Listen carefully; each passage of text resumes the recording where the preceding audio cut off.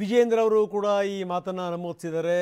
ನಿಜ, ಇದರ ಹಿಂದಿರುವಂಥವರು ಈ ಲೆಫ್ಟ್ನವರೇ ಇದರ ಹಿಂದಿದ್ದಾರೆ, ಕಮ್ಯುನಿಸ್ಟರೇ ಇದರ ಹಿಂದಿದ್ದಾರೆ ಅಂತ ಆರೋಪಿಸ್ತಾರೆ ವಿಜೇಂದ್ರ.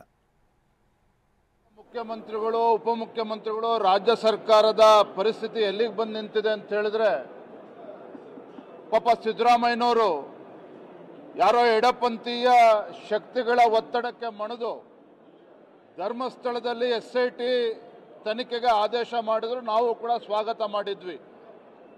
ಏನು ಸಿದ್ದರಾಮಯ್ಯನವರು ಕನಸು ಕಾಣ್ತಾ ಇದ್ರು, ಗುಂಡಿ ತೆಗ್ದಂಗೂ ಗುಂಡಿ ಬಗ್ದಂಗೂ ಇವ್ರಿಗೇನೋ ಸಿಕ್ಬಿಡುತ್ತೆ ಅಂತೇಳಿ ಪಾಪ ಇಲ್ಲಿ ವಿಧಾನಸೌಧದಲ್ಲಿ ಕೂತ್ಕೊಂಡು ಸಿದ್ದರಾಮಯ್ಯನವರು ಕನಸು ಕಾಣ್ತಾ ಇದ್ರು.